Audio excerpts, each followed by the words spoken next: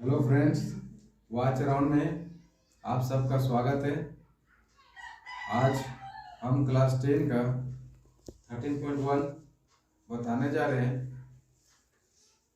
साथियों, यदि हमारा वीडियो अगर अच्छा लगता है तो लाइक ज़रूर करें, और अगर आपके पास किसी प्रकार का क्वेश्चन होता है तो हमारे कमेंट बॉक्स में कमेंट करें। हम उसको बनाने का कोशिश करेंगे। और उसके लिए पहला क्वेश्चन है कि दो घन हैं जिनमें से प्रत्येक का आयतन दिया हुआ है। दो घन हैं,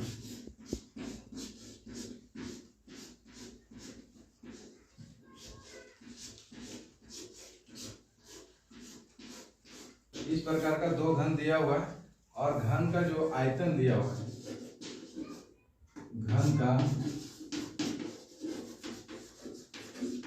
आयतन दिया हुआ है 64 सेंटीमीटर क्यूब। तो दो घन है और दोनों घन का आयतन दिया हुआ है 64 सेंटीमीटर क्यूब दिया हुआ है। अगर ये दोनों घन को आपस में जोड़ देते हैं, दोनों घन को आपस में जोड़ देते हैं, दैट मीन्स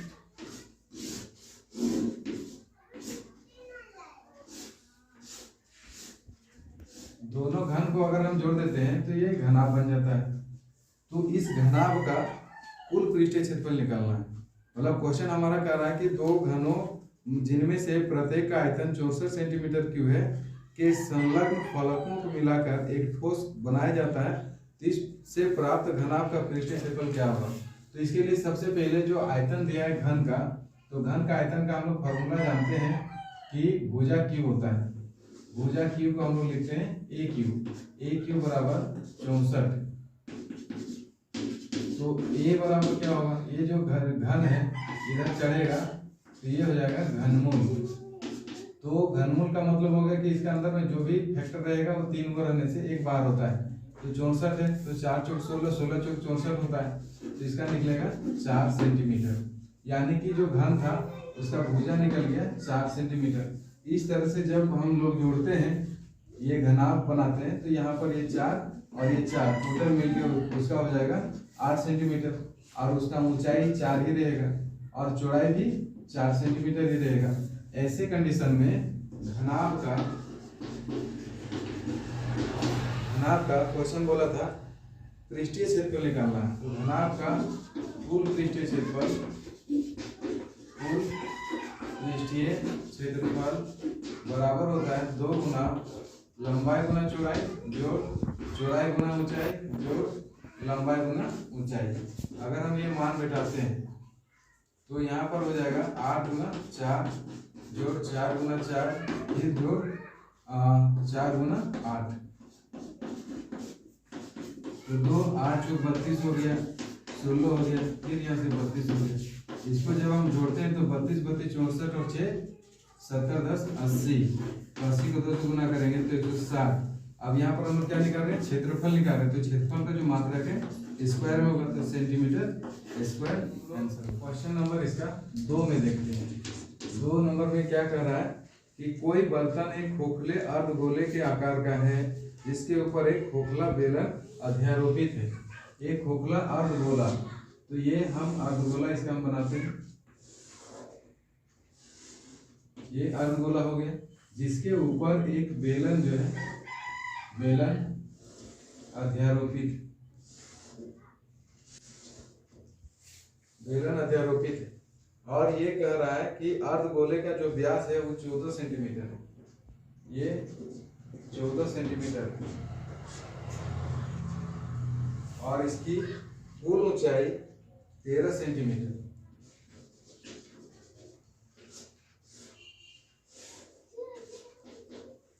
ये कुल ऊंचाई 13 सेंटीमीटर दिया हुआ है।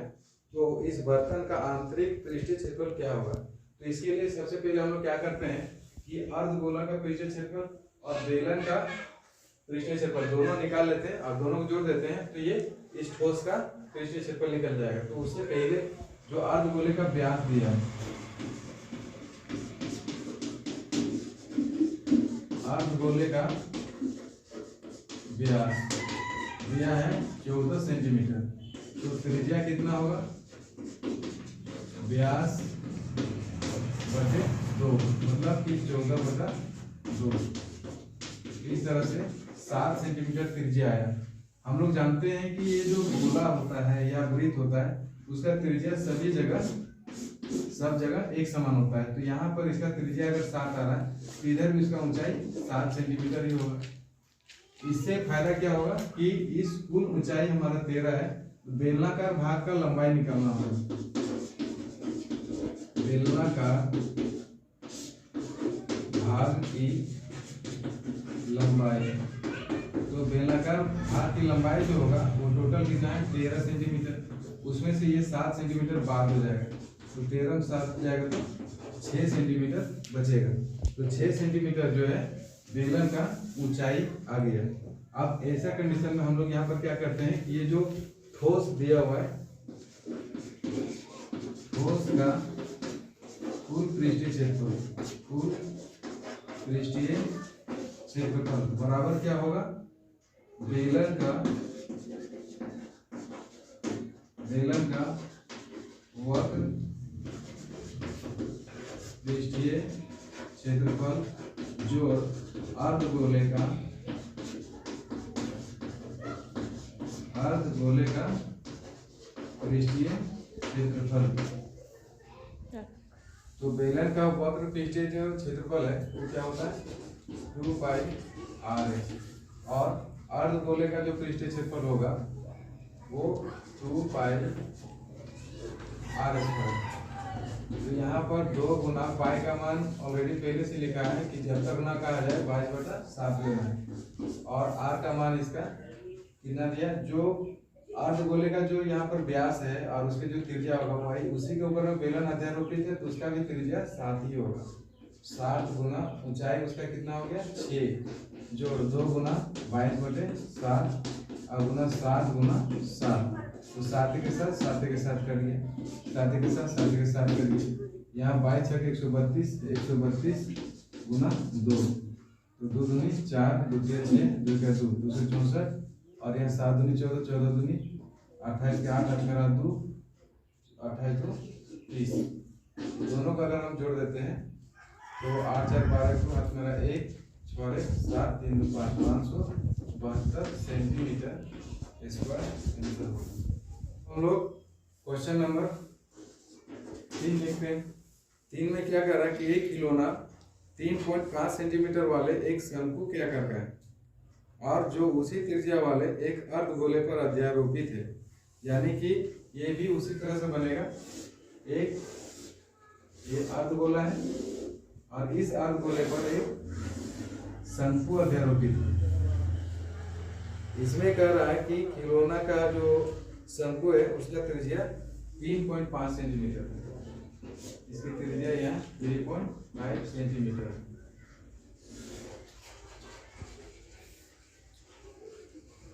और इस खिलौने की संपूर्ण ऊंचाई 15.5 सेंटीमीटर, 15.5 सेंटीमीटर। ये खिलौना जो है इतना ऊंचा है, कुल ऊंचाई। तो यहाँ पर क्या करना होगा कि इसका भी संपूर्ण पृष्ठीय क्षेत्रफल निकालने बोला है, तो इसमें शंकु का पृष्ठीय क्षेत्रफल निकालना होगा, अर्धगोले का पृष्ठीय क्षेत्रफल निकालना होगा, दोनों जोड़ देते हैं तो ये आसानी से निकल जाएगा। तो इसके लिए सबसे पहले हमें क्या क्या जरूरत पड़ेगा, अर्धगोले का त्रिज्या का जरूरत पड़ेगा।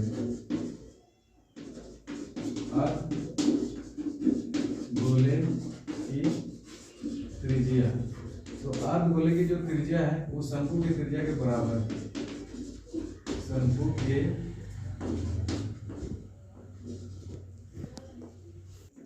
के आधार की त्रिज्या, ये हो गया 3.5 सेंटीमीटर।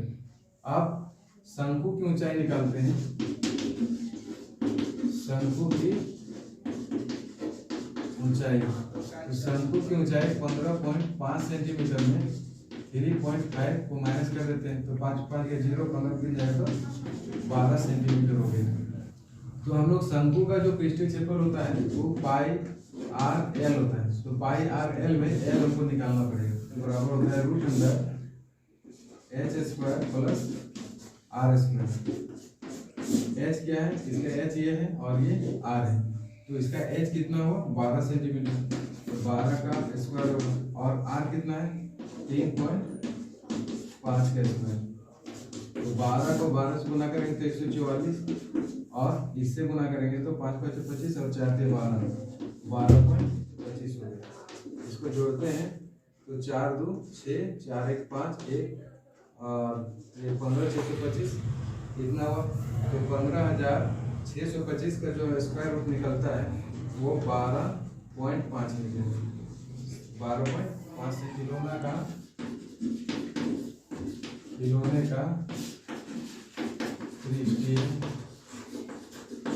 क्षेत्रफल निकालते हैं, तो क्या होगा, शंकु का पृष्ठीय क्षेत्रफल जो और गोले का पृष्ठीय क्षेत्रफल। शंकु का पृष्ठीय क्षेत्रफल का फॉर्मूला पाई आर है, आर गोले का 2 पाई आर स्क्वायर 22/7, और इसका जो आर आया था आर 3.5 है, और जो एल आया था वो 12.5 का प्लस 2 × 22/7 × आर स्क्वायर, यानी 3.5 × 3.5, इस 7 से कट जाएगा, 7 से 35 0.5, और यहाँ पर भी कट जाएगा 7 से 7 0.5, तो 22 बचे 110, कौन के बाद 0 खत्म हो जाएगा, 11 बचे 55 के 5 हाथ मेरा 5 11 22 5 17 के 7 हाथ मेरा 2 11 2 13 1 1 पॉइंट प्लस यहाँ पर 0.5 को 2 से गुना करते हैं तो 1 आता है, तो 22 बचे 110 के 0 हाथ मेरा 11 22 के 66 और 1 67 10 77 77 हो गया। इसको जोड़ेंगे 67 24 4 हाथ मेरा 1 7 × 10 और 1 11 के हाथ मेरा 1 1 2 214.5 सेंटीमीटर स्क्वायर।